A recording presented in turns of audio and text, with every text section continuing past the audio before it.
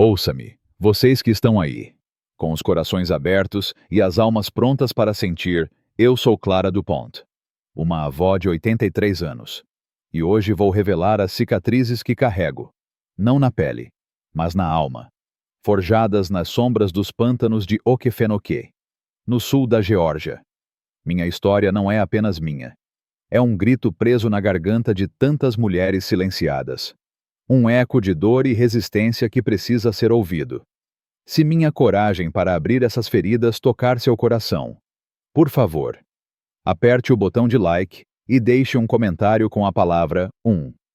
Quero saber de onde vocês estão ouvindo. Sentir a força de suas vozes se unindo à minha. Porque juntos podemos transformar silêncio em revolta, dor em esperança. Vamos começar essa jornada. Eu vivo agora em uma cabana gasta pelo tempo, à beira do pântano Okefenokee, onde os ciprestes se erguem como sentinelas e as águas escuras sussurram segredos antigos. Meus 5 netos brincam no quintal, rindo sem saber das trevas que marcaram minha infância. Eles veem apenas a vovó Clara, com seus cabelos brancos e um sorriso cansado, mas não conhecem o peso que carrego. As memórias de um lar que era mais prisão do que refúgio. Cresci em um canto isolado do condado de Charlton, onde a vida era moldada pela terra, pelo pântano e pela luta diária. Meu pai, Amos, tinha uma pequena loja de iscas e apetrechos para os poucos turistas que se aventuravam por aquelas águas traiçoeiras. Minha mãe, Lila, era uma artista do pântano, tecendo cestas de erva doce com uma delicadeza que parecia desafiar a dureza da nossa existência. Vivíamos do que o pântano nos dava: peixes, caça, vegetais de um pequeno jardim. Não éramos ricos, mas tínhamos o suficiente. Minha mãe vendia suas cestas na loja geral em Folkestone, a 20 milhas dali, e eu a ajudava, orgulhosa de suas mãos habilidosas que transformavam capim em arte. Era uma vida simples, quase bela, até que a guerra roubou a alma do meu pai. Quando Amos foi convocado para lutar na guerra, eu era apenas uma criança. Ele voltou um estranho, um homem quebrado, com olhos que já não brilhavam como âmbar polido, mas se turvavam como as águas mais profundas do pântano. A guerra trouxe fantasmas que ele tentava afogar em cachaça caseira, comprada de um velho contrabandista chamado Jenkins, que mantinha seu alambique escondido entre os ciprestes, onde nem a lei ousava chegar. No começo, era só aos sábados, quando os pesadelos pareciam mais cruéis. Mas logo as garrafas se tornaram suas companheiras diárias, e o cheiro acre do licor barato anunciava sua chegada antes mesmo de seus passos pesados ecoarem na varanda. Nossa cabana, construída pelas mãos do meu avô com madeira de cipreste, era meu santuário, erguida sobre palafitas para escapar das enchentes. Tinha uma varanda ampla, onde eu e mamãe descascávamos ervilhas ao entardecer, observando garças pescando na penumbra. Mas, depois que papai voltou, aquela cabana virou uma gaiola, um lugar onde o medo reinava. "Esconda-se, Clara!" Mamãe sussurrava quando ouvíamos o barulho do barco a motor cortando os juncos e capins do pântano. "Rápido! Filha, fique pequena." Eu corria para meu esconderijo. Um espaço oco sob as tábuas do assoalho, acessível apenas ao mover uma prancha solta debaixo da minha cama. Era um buraco tão apertado que eu, aos 8 anos, precisava me encolher como uma bola, abraçando os joelhos contra o peito, o coração disparado enquanto tentava respirar sem fazer barulho. Dali, eu ouvia tudo: as botas pesadas de papai na varanda, a porta batendo contra a parede, sua voz arrastada e venenosa. "Cadê meu jantar? Mulher, esta casa é uma bagunça." Não importava o quão impecável mamãe mantinha a cabana ou o quão perfeito era o jantar. Nada era bom o suficiente. A primeira vez que ele abateu, eu ouvi o som antes de entender o que era um estalo seco, como um galho quebrando, seguido pelo choro abafado de mamãe. "Por favor, Amos," ela implorava. "Clara vai ouvir." Mas suas súplicas só o enfureciam mais. Que ela ouça, ele rugia. Que o pântano todo ouça. "Esta é minha casa. E vocês duas vão aprender a me respeitar." Algumas noites eram piores que outras. quando os peixes não mordiam a isca, quando um turista reclamava da falta de jacarés, quando o motor do barco falhava. Qualquer pequena frustração era amplificada pelo álcool até explodir contra nós. Mamãe recebia o pior, sempre se colocando entre ele e meu quarto, absorvendo sua fúria para me proteger. Mas havia noites em que nem seu sacrifício bastava. Onde ela está? Onde está essa menina escondida? Ele gritava. E o terror daqueles momentos ainda faz meus ossos tremerem décadas depois. Meu coração disparava. Minha respiração ficava curta. E eu rezava em silêncio para que a tábua acima de mim não rangesse e revelasse meu esconderijo. Os vizinhos mais próximos, a família Wilkes, viviam a 2 milhas pelo canal. E o som dos nossos gritos era engolido pela vegetação densa e pelos musgos pendentes. No pântano. Havia um código não dito: o que acontece na casa de um homem é problema dele. Ninguém interferia. Mamãe começou a usar mangas compridas mesmo no calor sufocante do verão da Geórgia. Ela sorria timidamente para os olhares curiosos da Sra. Jenkins na loja geral, explicando o roxo na bochecha como uma queda desajeitada do cais ou um acidente ao coletar lenha. Eu aprendi cedo a arte de mentir, dizendo à minha professora que meu lábio cortado veio de bater em uma porta. Mas o que me fazia ferver de raiva, o que ainda hoje me faz cerrar os punhos, era a cumplicidade silenciosa dos que nos cercavam. A senhorita Eta, nossa vizinha fofoqueira, espalhava boatos sobre a desajeitada Lila, sussurrando na loja que mamãe devia tomar mais cuidado. Ela via os hematomas, ouvia os gritos abafados que ecoavam pelo pântano à noite, mas preferia tecer histórias maldosas a confrontar a verdade. Era mais fácil culpar mamãe do que enfrentar o monstro que meu pai havia se tornado. E havia Tommy, um menino da minha idade, filho dos Wilkes, que notava meus braços machucados quando eu ajudava na loja. Ele me olhava com olhos tristes, hesitava como se quisesse dizer algo, mas sempre se calava, acovardado pelo medo de desafiar um herói de guerra como Amos. A covardia deles, a indiferença, me fazia querer gritar até o pântano rachar ao meio. Como podiam fechar os olhos para nossa dor? Como podiam deixar uma criança e sua mãe sofrerem assim? A raiva que sinto ao lembrar disso é como uma chama que nunca se apaga. Mas nada, nada, me enfurece mais do que o dia em que papai destruiu o que restava da alma de mamãe. Laila tinha um canto na varanda onde guardava suas ervas doce, cuidadosamente colhidas e secas, prontas para serem transformadas em cestas. Era seu refúgio, sua pequena rebelião contra a vida que a esmagava. Cada cesta que ela tecia era um pedaço de sua dignidade, um lembrete de quem ela era antes de Amos. Mas uma noite, ele chegou cambaleando, fedendo a licor, furioso porque um turista havia barganhado o preço das iscas. Ele viu as ervas empilhadas, o trabalho de semanas, e, com um riso cruel, jogou tudo no fogo da lareira. Você acha que é artista? É ele!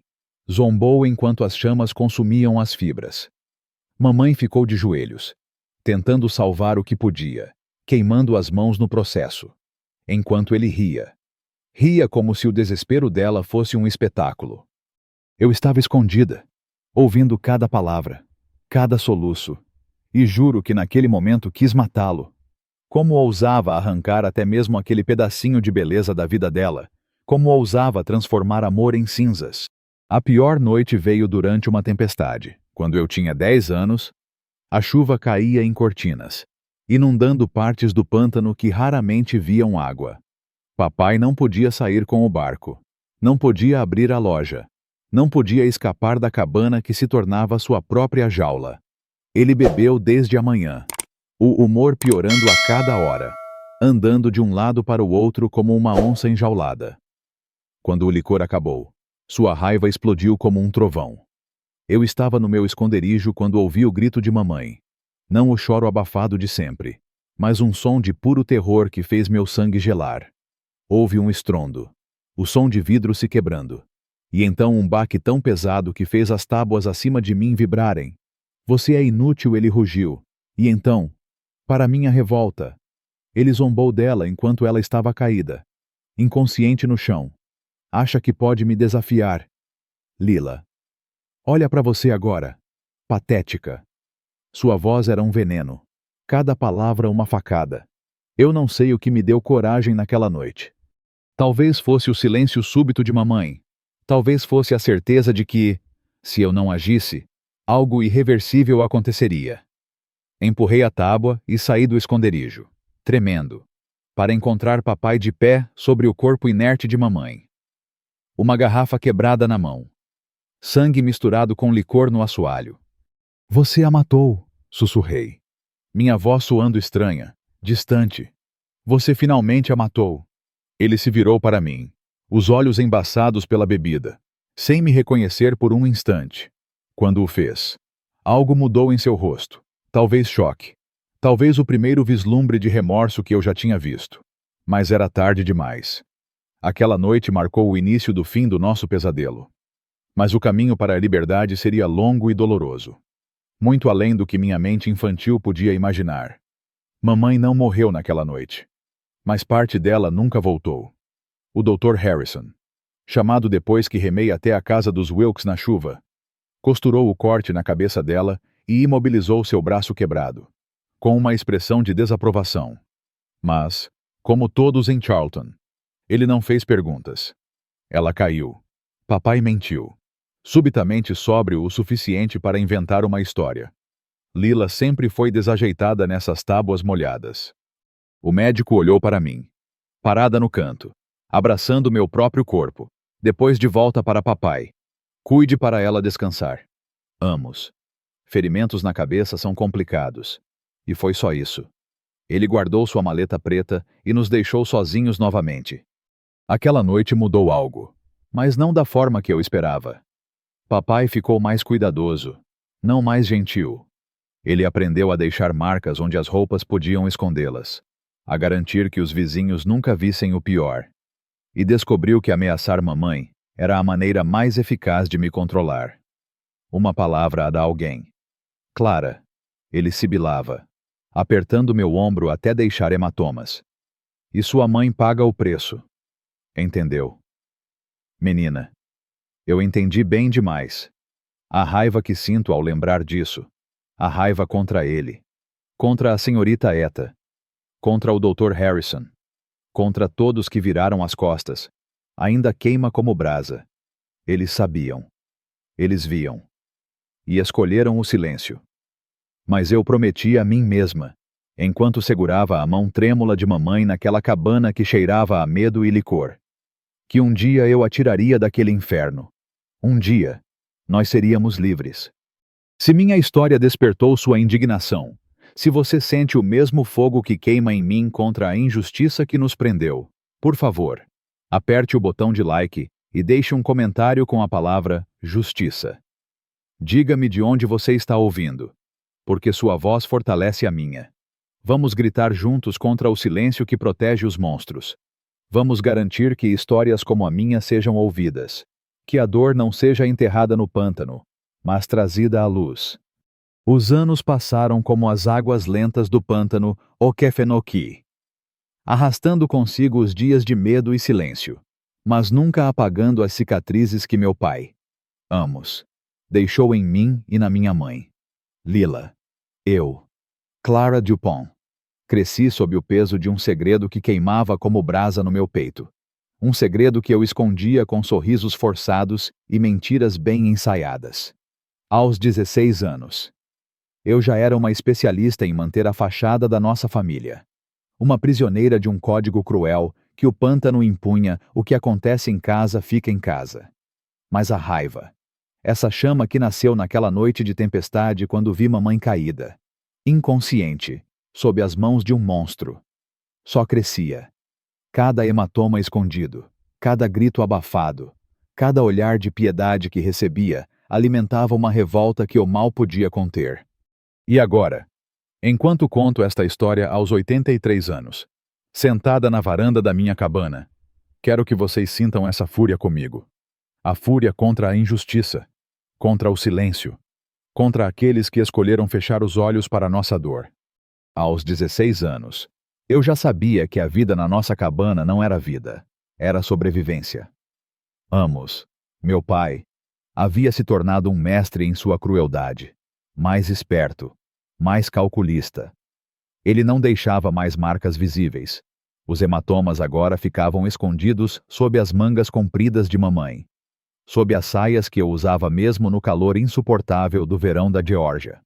Ele sabia que os vizinhos, como a senhorita Eta, com sua língua afiada e coração covarde, não ousariam questionar um herói de guerra. E o pastor Reed, da Igreja Batista onde íamos todos os domingos, com nossas melhores roupas de mangas longas para esconder a verdade. Ele suspeitava. Eu via em seus olhos. Quando ele me perguntava por que eu parecia tão quieta, tão distante. Mas ele preferia falar de Deus e perdão, ignorando os sinais gritantes de nossa dor. Amos lutou pelo nosso país, ele dizia, como se isso justificasse o inferno que ele trazia para casa. A hipocrisia dele me fazia ferver. Como um homem de Deus podia virar as costas para uma mulher e uma criança sendo destruídas? Como podia pregar amor enquanto permitia que o ódio reinasse na nossa cabana? Na escola, eu era a menina silenciosa, mas educada, tirando boas notas e cantando no coral da igreja, onde todos nos viam como a perfeita família do pântano. Os Dupont são o sal da terra. Ouvi a senhora Calloway dizer uma vez num almoço comunitário, enquanto eu servia uma fatia do bolo de batata doce de mamãe. Quis gritar a verdade até minha garganta sangrar. Mas engoli as palavras, oferecendo um sorriso tão falso quanto a imagem que projetávamos. Mamãe e eu éramos prisioneiras de uma mentira que todos ao nosso redor aceitavam sem questionar. E a senhorita Eta, aquela víbora, tornava tudo pior. Ela espalhava fofocas sobre mamãe, dizendo que Laila era desajeitada ou distraída, como se os hematomas fossem culpa dela. Uma vez, na loja geral, ouvi ela sussurrando para a senhora Jenkins. Laila deve ter tropeçado de novo. Coitada. Amos merece uma esposa que preste mais atenção. Meu sangue ferveu. Quis confrontá-la, jogar na cara dela que ela sabia, que todos sabiam, mas preferiam fofocar a ajudar. A covardia dela, a cumplicidade de todos. Era como uma faca cravada no meu peito. Mas o que me fez sentir uma raiva tão profunda, tão visceral, que ainda hoje me faz tremer, foi o dia em que papai roubou uma parte de mim que eu achava intocável. Eu tinha um cachorro, Rusty, um vira-lata de pelo castanho que me seguia por todo o pântano. Meu único amigo verdadeiro. Ele dormia aos meus pés. Lambia minhas lágrimas nas noites em que o medo me engolia. E me fazia sentir menos sozinha naquele inferno. Mas numa tarde, quando papai chegou sem dinheiro para comprar mais licor, ele olhou para Rusty com um brilho cruel nos olhos. Esse cachorro não serve para nada, ele disse, agarrando a coleira. Eu implorei, chorei, me joguei aos pés dele, mas ele apenas riu. Um riso frio e vazio. Ele vendeu Rusty para um caçador por uma garrafa de cachaça. E quando voltei da escola no dia seguinte, meu amigo não estava mais lá.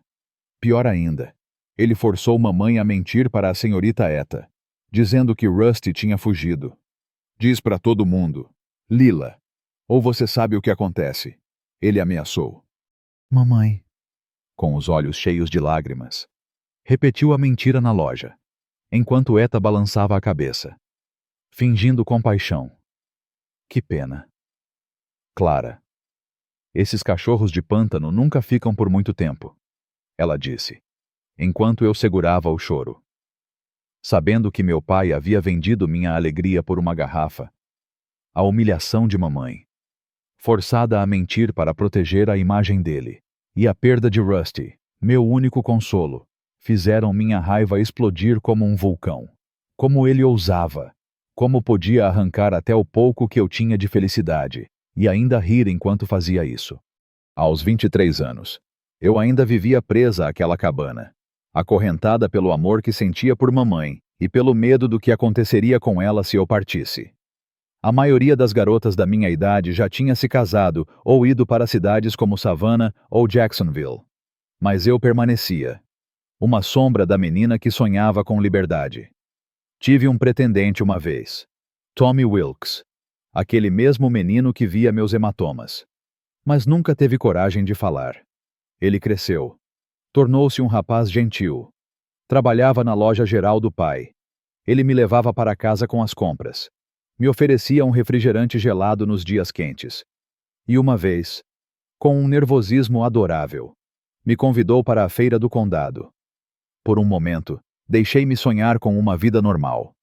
Aceitei. E aquela noite na roda gigante, com o sabor doce de algodão doce na boca e a mão dele timidamente segurando a minha. Foi como roubar um pedaço de felicidade que não me pertencia. Mas quando Tommy me trouxe de volta, papai estava na varanda, os olhos brilhando com uma fúria perigosa. Ele agradeceu Tommy com uma cortesia falsa. Mas, assim que o caminhão do rapaz sumiu na estrada de terra, ele me arrastou para dentro pelos cabelos. Você acha que é boa demais para nós agora? Acha que pode desfilar com filhos de lojistas? Cada pergunta vinha com um golpe, cada palavra um veneno. Mamãe tentou intervir, e ele a jogou contra a parede. No dia seguinte, quando Tommy veio com flores silvestres, encontrei-o no cais e disse que não podia mais vê-lo. A dor nos olhos dele me perseguiu por anos, mas a ameaça de papai ecoava mais alto. Você fica aqui, cuidando da sua mãe. Você nos deve isso. A chegada de uma nova família ao pântano mudou algo em mim. Os Ferreira, vindos do norte, se mudaram para a antiga casa do Sr. Jenkins após sua morte. Eles eram diferentes, forasteiros com ideias modernas sobre turismo ecológico. A filha deles, Sarah, tinha minha idade e uma energia que eu nunca tinha visto. Ela usava calças em vez de vestidos. Falava abertamente sobre liberdade feminina e me procurava na loja de iscas, faminta por companhia. Você nunca quis mais do que isso? Ela perguntou uma vez, enquanto estávamos sentadas no cais, os pés balançando sobre as águas escuras do pântano. Isso é tudo que conheço. Respondi. Mas as palavras tinham um gosto amargo. Não foi isso que perguntei. Ela insistiu, seus olhos perfurando as muralhas que eu havia construído. Antes que eu pudesse responder, o barco de papai apareceu na curva, sua condução instável denunciando o licor em suas veias. Mesmo sendo apenas meio-dia. Você precisa ir, eu disse a Sarah, levantando-me rápido. Ela franziu a testa, mas pegou suas coisas. Ao partir, ela parou. Estamos fazendo um churrasco no sábado. Você e seus pais deviam vir. Assenti sem compromisso, sabendo que nunca iríamos. Papai zombou da ideia quando mencionei, cuspindo as palavras. Forasteiros metidos. Acham que podem vir aqui e mudar tudo. Não duram um inverno no pântano. Mas Sarah plantou uma semente perigosa na minha mente, a possibilidade de questionar, de querer mais, de talvez encontrar coragem para quebrar o ciclo de silêncio que definia nossas vidas. A gota d'água veio numa noite de outono, quando eu tinha 27 anos. Papai tinha ido a Folkestone comprar suprimentos e voltou furioso porque o caminhão teve um pneu furado na estrada. Ele invadiu a cozinha, onde mamãe preservava os últimos vegetais do verão.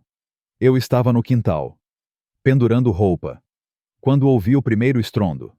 Corri para dentro e o vi com a mão no pescoço de mamãe, pressionando-a contra o balcão, enquanto potes de vidro se espatifavam no chão. 25 anos mantendo um teto sobre sua cabeça. E o que você faz por mim? Nada além de reclamar e virar minha filha contra mim. Suas palavras eram um borrão de ódio. E o olhar de mamãe, enquanto lutava por ar, era de uma aceitação que partiu meu coração. Ela não resistia mais. Seus braços caídos. Como se tivesse desistido de viver. Naquele momento, soube que, se nada mudasse, uma de nós não sobreviveria por muito tempo. A raiva que eu guardava desde criança, desde o dia que ele queimou as cestas de mamãe, desde que vendeu Rusty, explodiu. Eu, que nunca tinha levantado a mão contra ninguém, peguei uma frigideira de ferro fundido, minhas mãos tremendo de fúria. O que você pensa que está fazendo? Menina, ele rosnou, soltando mamãe e virando-se para mim. Ela deslizou pelo armário até o chão, ofegando. As marcas vermelhas no pescoço brilhando como um grito silencioso. Solte ela, eu disse. Minha voz baixa, mas firme. Não toque nela nunca mais. Ele riu. Um som cruel, desprovido de humanidade. Ou o quê? Você vai bater no seu próprio pai depois de tudo que fiz por você? Ele deu um passo à frente, o vidro estilhaçado rangendo sob suas botas. Largue isso antes que se machuque. Eu não me movi. 27 anos de medo se cristalizaram em uma resolução fria e dura. Pensei nas palavras de Sarah sobre querer mais, nas histórias que li em revistas raras que chegavam ao pântano, sobre mulheres lutando por seus direitos em cidades distantes. Se elas podiam marchar nas ruas, eu podia enfrentar meu pai na minha própria cozinha. Acaba hoje, eu disse. Mais alto. Minha voz ecoando na cabana. Ele ficou furioso, o rosto contorcendo-se numa tempestade familiar. Sua ingrata, ele avançou. Mas anos de bebida haviam tornado seus reflexos lentos. Eu me esquivei, mantendo a frigideira entre nós. Clara. Não. Mamãe implorou do chão. A voz rouca. Ele vai te matar. Talvez ela estivesse certa. Talvez desafiá-lo fosse minha sentença de morte. Mas eu já estava morrendo há anos. Pedaços da minha alma arrancados a cada golpe, a cada grito, a cada manhã fingindo que tudo estava bem. Vai em frente, eu o provoquei, surpreendendo-me com minha ousadia. Mostre que homem grande você é, batendo em mulheres que não podem revidar. O que seus amigos de guerra pensariam de você agora? Amos Dupont. Usar seu nome completo foi como acender um fósforo. Ele avançou com um rugido. E o instinto tomou conta. Balancei a frigideira com toda a força, acertando a lateral de sua cabeça com um baque doentio. Ele cambaleou, a raiva dando lugar à confusão enquanto suas pernas cederam. Ele desabou no chão, entre os potes quebrados, sangue escorrendo de um corte na têmpora.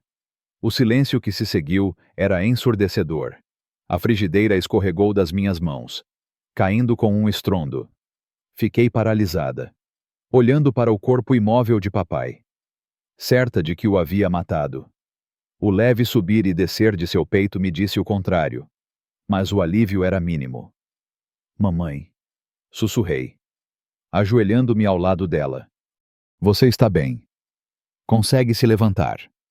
Ela assentiu, fraca, os olhos fixos no corpo inconsciente de papai. O que você fez? Clara. Quando ele acordar, não vai mais nos machucar, eu disse, ajudando-a a se levantar. Nós vamos embora. Os olhos dela se arregalaram em pânico. Embora. Para onde iríamos? Esta é nossa casa. É nossa prisão. Corrigi, gentilmente. Eu devia ter nos libertado há anos. Movendo-me rápido, guiei mamãe até seu quarto e ordenei que embalasse apenas o essencial. Fiz o mesmo, enfiando numa bolsa uma muda de roupa, os $43 que guardara em segredo ao longo dos anos, e uma foto desbotada dos meus avós, meu único elo com uma família além dos meus pais. Mamãe se movia como um autômato, décadas de obediência a impedindo de desobedecer, mesmo a mim. Mas suas mãos tremiam enquanto dobrava uma camisola. Ele vai nos encontrar. Ela sussurrou, olhando com medo para a cozinha. Ele sempre disse que ninguém o deixa. Vamos para um lugar onde ele nunca pensará em procurar. Assegurei, embora não tivesse um plano concreto. Minha mente corria. Tínhamos poucos parentes. Os de mamãe eram do sul do Alabama. Mas ela não os via desde antes do meu nascimento. Papai nos isolara de qualquer ajuda. Exceto pelos Ferreira. Sarah, eu disse de repente. Ela disse que vieram de Maryland. O pai dela tem um negócio de turismo. Eles têm um caminhão. Talvez possam nos levar à estação de ônibus em Waycross. Mamãe parecia incerta. Mas suas objeções morreram quando um gemido veio da cozinha. Papai estava começando a se mexer. Agora? Mamãe. Eu insisti, pegando nossas bolsas e sua mão. Temos que ir agora. Escapamos pela porta dos fundos, mergulhando na noite sufocante de setembro. A lua cheia iluminava a passarela que levava da cabana ao cais. onde nossos barcos estavam amarrados. O barco menor seria mais silencioso, menos provável de alertar papai se ele recobrasse a consciência. Ajudei mamãe a entrar. Desamarrei a corda e empurrei o barco com a vara, navegando pelo canal escuro que nos levaria à casa dos Ferreira. O pântano à noite era um mundo diferente, misterioso e vivo com sons que assustariam qualquer forasteiro. Mas para mim, o coro dos sapos, o splash ocasional de um peixe ou jacaré, o sussurro do vento nos ciprestes eram a trilha sonora do meu lar. Mamãe ficou em silêncio na proa, o rosto pálido como a lua. Eu não sabia se ela chorava. Ela havia aprendido a chorar sem som anos atrás. Essa constatação reacendeu minha raiva, impulsionando minha determinação. Levamos quase 1 hora para alcançar o cais dos Ferreira. A cabana deles era maior, recém-reformada, com uma varanda telada e painéis solares. Detalhes que causavam fofoca entre as poucas famílias do pântano. Uma luz ainda estava acesa, e quando amarrei o barco, a porta de tela rangeu. Quem está aí? A voz de Sarah, cautelosa. É Clara Dupont, respondi, ajudando mamãe a subir no cais. E minha mãe? Precisamos de ajuda. Sarah apareceu na beira do cais, uma lanterna na mão. O feixe iluminou meu rosto, depois o de mamãe, demorando-se nos hematomas em seu pescoço. Sua expressão mudou de cansaço para preocupação. Entrem, ela disse, simplesmente, virando-se para nos guiar.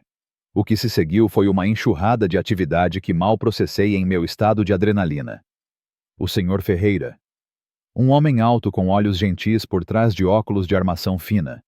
Fez ligações enquanto a senhora Ferreira cuidava das feridas de mamãe com uma ternura que me fez chorar.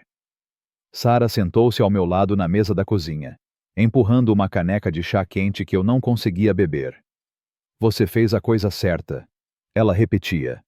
Vocês estão seguras agora. Mas eu sabia que não. Não enquanto estivéssemos no condado de Charlton. Não enquanto papai estivesse vivo e soubesse onde nos encontrar. Minha raiva contra ele, contra o sistema que o protegia, contra a senhorita Etta e o pastor Reed, que nos traíram com seu silêncio, queimava como ácido. Eles todos eram cúmplices. E eu jurava, enquanto segurava a mão trêmula de mamãe naquela casa estranha, que nunca mais permitiria que o medo nos prendesse.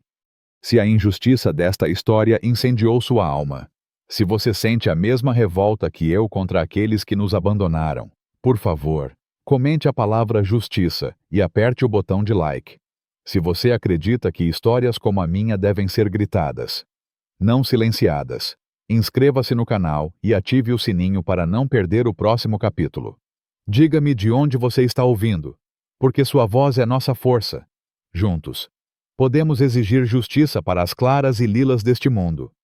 A noite em que fugimos do pântano Okefenokee foi como nascer de novo, mas com o peso de um passado que ainda nos perseguia como sombras nos ciprestes. Eu, Clara Dupont, e minha mãe, Lila. Deixamos para trás a cabana que fora nossa prisão, navegando pelas águas escuras com nada além de uma bolsa pequena. $43 e a esperança desesperada de uma vida sem medo. Mas a liberdade, descobri, não vem fácil. Ela é conquistada com unhas e dentes, arrancada das garras de um mundo que muitas vezes escolhe proteger os monstros em vez das vítimas. Chegamos a Baltimore, uma cidade que parecia outro planeta comparada ao nosso pântano isolado, com seus prédios de concreto, barulho incessante e multidões que engoliam a individualidade. Mas mesmo ali, a raiva que carregava contra meu pai, Amos, contra a senhorita Etta, o pastor Reed e todos que fecharam os olhos para nossa dor não se apagava. Era uma chama que me impulsionava, que me fazia jurar que nunca mais seríamos silenciadas. Agora, aos 83 anos, sentada na varanda da minha cabana, olhando meus netos brincarem. Conto esta história para que vocês sintam a mesma revolta que ainda queima em mim. Revolta contra a injustiça, contra o silêncio, contra um sistema que protegeu meu pai e abandonou 2 mulheres desesperadas por salvação. Baltimore era um choque. O barulho das buzinas. O cheiro de asfalto quente. As luzes que nunca se apagavam. Tudo era avassalador. Chegamos à estação de ônibus exaustas, com os olhos fundos de quem não dormia há dias. Judith, a irmã de Sara Ferreira, nos encontrou como prometido, levando-nos para um abrigo de mulheres numa casa antiga em um bairro que ela chamou de transitório. Não é grande coisa. Ela se desculpou, mostrando-nos um quarto pequeno com camas de solteiro e um banheiro compartilhado no corredor. Mas é seguro. Nenhum homem passa da recepção. Essas palavras, é seguro, ecoaram na minha mente como um mantra. Segurança era algo tão estranho, tão distante, que eu ficava esperando que fosse arrancado de nós a qualquer momento. Imaginava papai aparecendo na porta, seu rosto vermelho de licor e fúria, pronto para nos arrastar de volta ao pântano. Mamãe estava pior. Décadas de abuso a deixaram como uma concha vazia. Ela pulava com barulhos altos, mantinha os olhos baixos ao falar com qualquer um e acordava à noite com gritos abafados. Os pesadelos a puxando de volta para aquela cabana. Escolher o que comer, o que vestir, se sair para tomar ar fresco, decisões simples a paralisavam. Algumas mulheres foram tão controladas por tanto tempo que a independência parece afogamento, explicou Dorothy. A conselheira do abrigo, uma mulher de rosto severo, mas olhos gentis, que conduzia sessões de grupo 3 vezes por semana. Sua mãe perdeu a identidade dela há anos. Ela precisa redescobrir quem é sem a sombra do seu pai. As sessões de grupo eram um espelho cruel do nosso sofrimento. Sentei-me em círculo com mulheres cujas histórias ecoavam as nossas de maneira aterradora. Havia Marlene, cujo marido a disciplinava com um cinto quando o jantar não era do seu agrado. Havia Ivone, cujo namorado quebrou seu braço por ela ter falado com um vizinho. E Teresa, que fugiu com 3 filhos pequenos, depois que o marido os ameaçou com uma arma. Rostos diferentes, origens diferentes, mas os mesmos olhos assombrados, o mesmo reflexo de se encolher a cada movimento súbito, os mesmos pesadelos que roubavam o sono. Pela primeira vez, entendi que nosso sofrimento não era único. Era um padrão terrível, repetindo-se em lares por toda a América, escondido atrás de portas fechadas e mantido pelo silêncio. No começo, eu não conseguia falar nas sessões. O pântano me ensinara a guardar segredos, a enterrar a dor onde ninguém pudesse ver. Mas ouvir a coragem daquelas mulheres desatou algo em mim. Numa tarde chuvosa, finalmente abri a boca. Eu achava que era normal, admiti. A voz quase um sussurro. Até os 8 anos. Achava que todos os pais batiam nas esposas e filhos. Achava que todas as mães escondiam hematomas sob as roupas. Achava que todas as famílias viviam com esse tipo de medo. As lágrimas vieram. Anos de dor reprimida jorrando em soluços que pareciam vir do fundo da minha alma. As mulheres me cercaram. Mãos nos meus ombros, nas costas. Toques gentis tão diferentes dos golpes a que eu estava acostumada a evitar. Aquele momento marcou o início da minha cura. Mas o caminho era tortuoso. E então veio o golpe que reacendeu minha raiva como uma fogueira. Poucas semanas depois de chegarmos ao abrigo, recebemos uma carta encaminhada por Judith. Era do xerife Daniels, um velho amigo de papai do condado de Charlton. As palavras eram como veneno. Lila pertence ao Amos. Vocês não podem simplesmente fugir. Voltem, ou as coisas vão piorar. Ele tinha a audácia de nos ameaçar, de tratar mamãe como propriedade, como se o abuso de papai fosse um direito dado por Deus. A carta tremia nas minhas mãos enquanto a lia. Minha fúria tão intensa que mal conseguia respirar. Como ousava, como um homem da lei, pago para proteger, podia se alinhar com um monstro que quase matou minha mãe.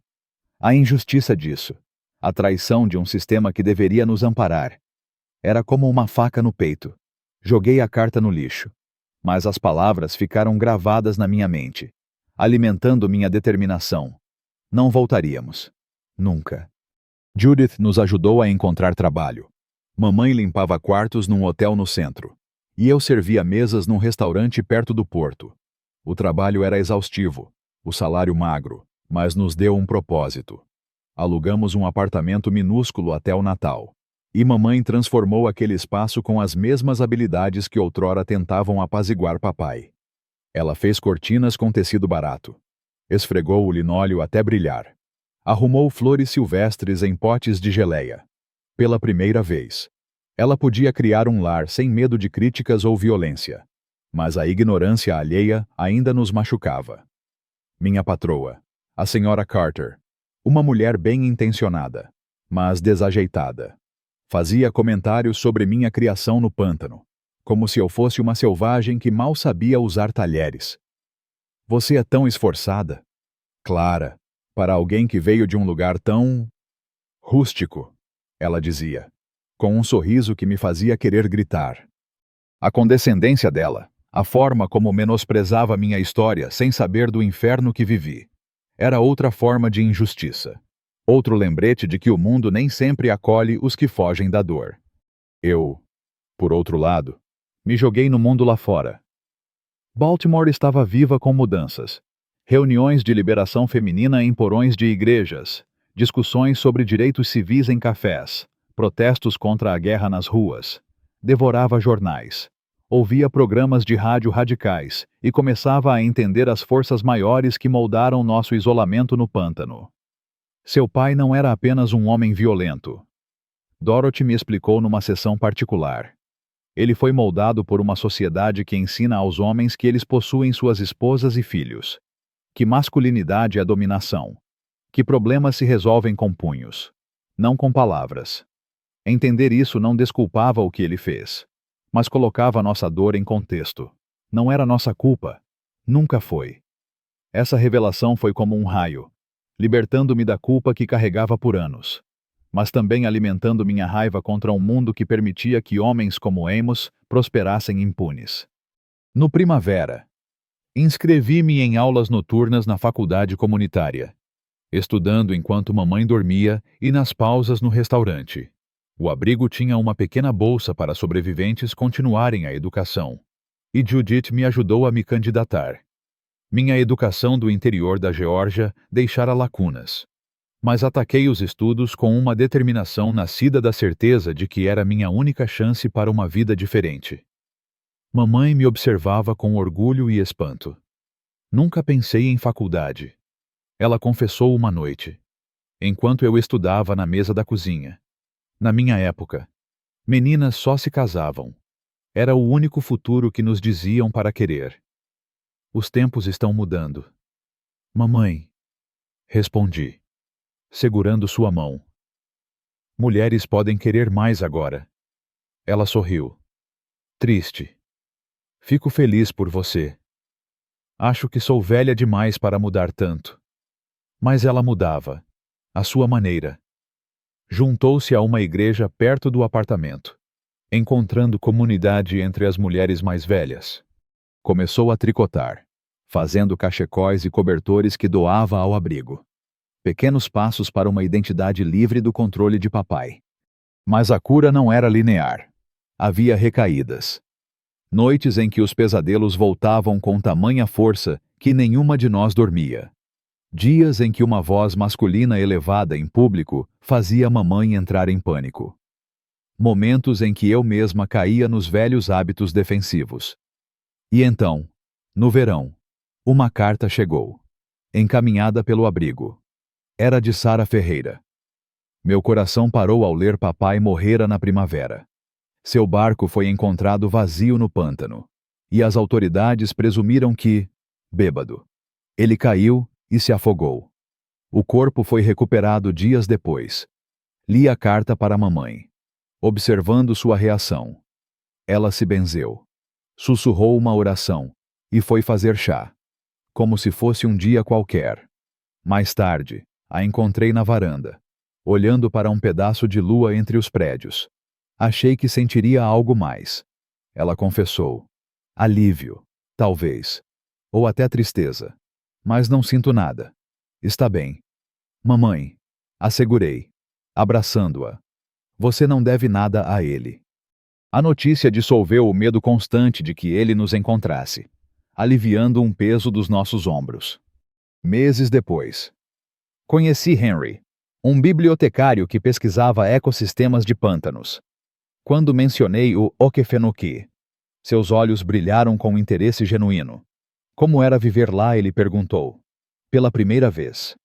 Consegui separar a beleza do pântano do trauma que vivi.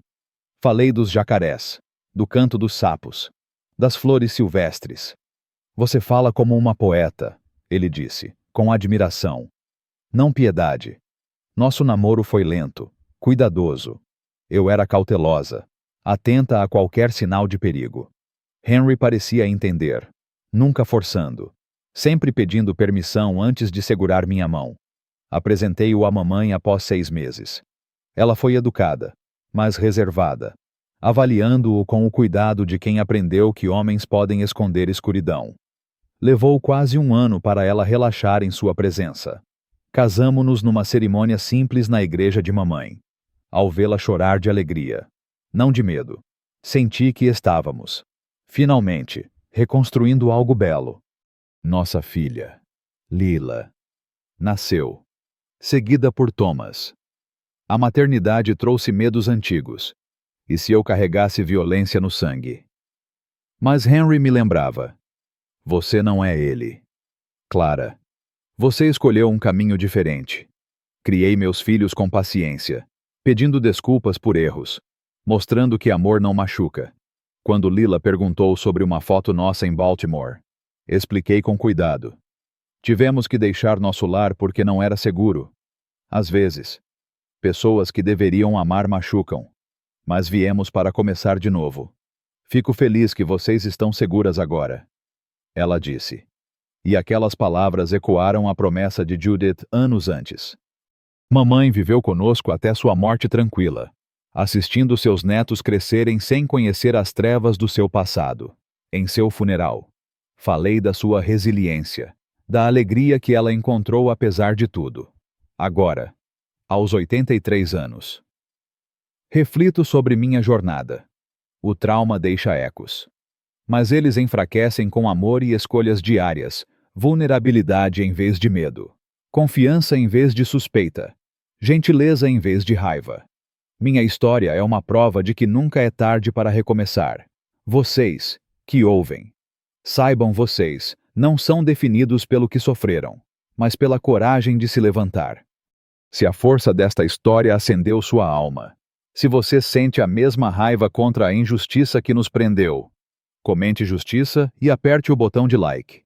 Inscreva-se no canal e ative o sininho para não perder mais histórias de coragem. Diga-me de onde você está ouvindo, porque sua voz dá força às nossas. Vamos gritar juntos por justiça, para que nenhuma Clara ou Lila seja silenciada novamente. A história de Clara Dupont.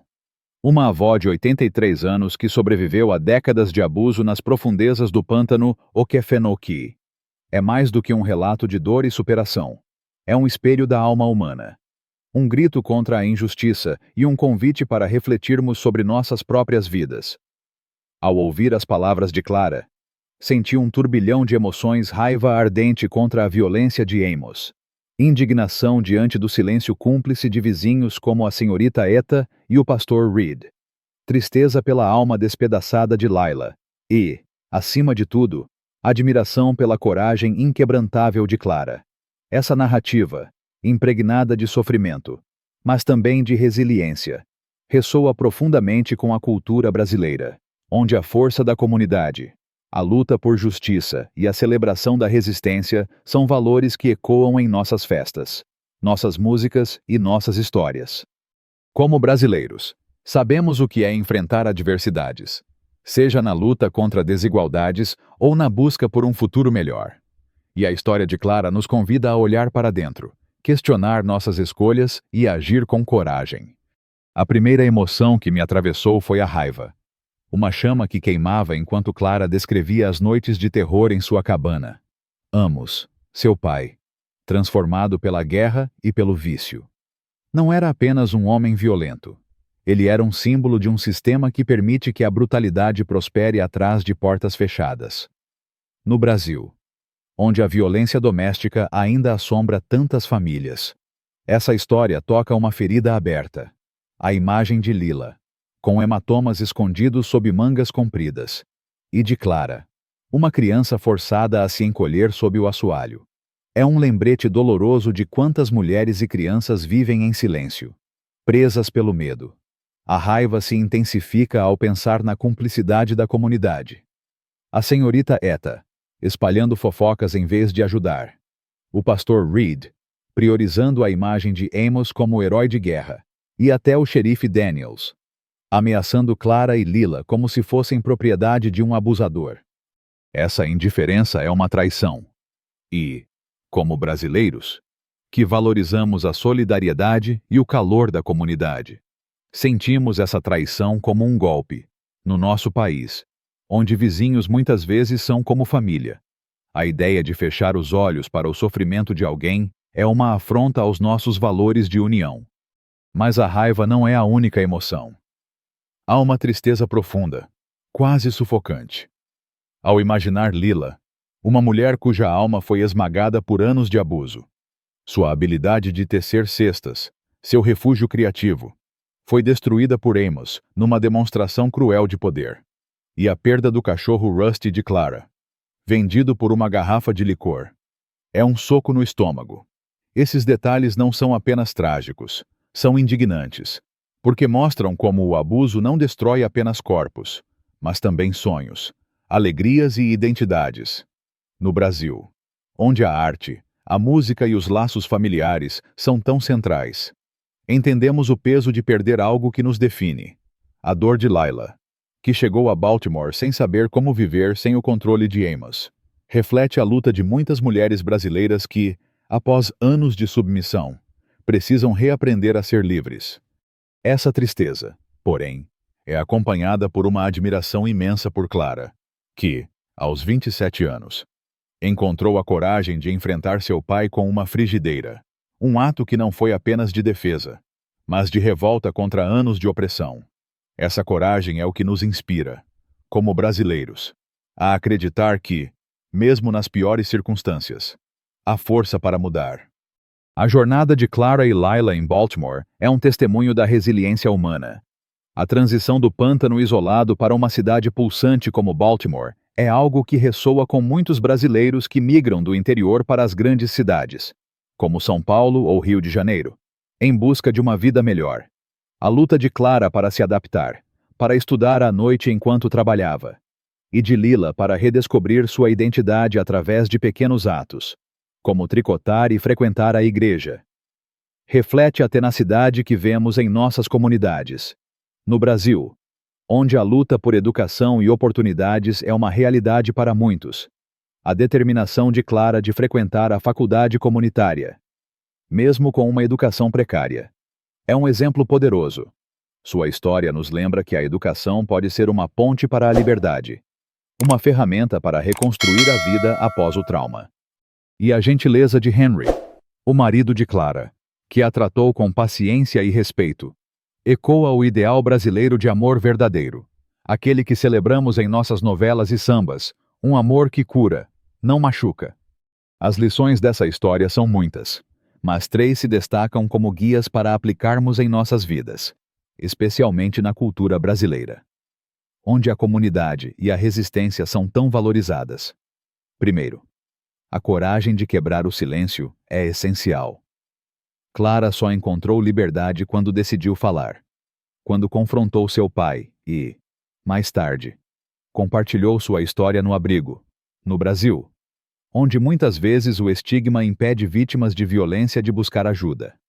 Precisamos encorajar a denúncia, seja apoiando uma amiga, vizinha ou parente, ou denunciando as autoridades. Cada voz que se levanta é um passo contra a injustiça. Organizações como a Casa da Mulher Brasileira e os números de apoio, como o 180, existem para isso. E, como Clara, devemos usá-los sem medo. A segunda lição é a importância da comunidade solidária.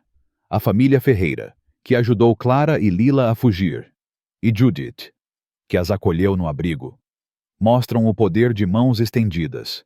No Brasil, onde a comunidade muitas vezes é nossa força, podemos aplicar isso sendo mais atentos aos sinais de sofrimento ao nosso redor. Não podemos ser como a senhorita Eta ou o pastor Reed, que escolheram a indiferença. Em vez disso, devemos ser como os Ferreira, oferecendo apoio. Mesmo que pequeno, uma conversa, um ombro, uma carona. Nas nossas favelas, bairros e cidades, a solidariedade é o que nos mantém vivos. E a história de Clara nos desafia a sermos mais ativos nessa rede de apoio. Por fim, a lição mais poderosa é que a cura é possível, mas exige escolhas diárias. Clara enfatiza que quebrar o ciclo de violência não é um único ato de coragem, mas milhares de decisões pequenas, escolher vulnerabilidade em vez de medo, confiança em vez de suspeita, gentileza em vez de raiva.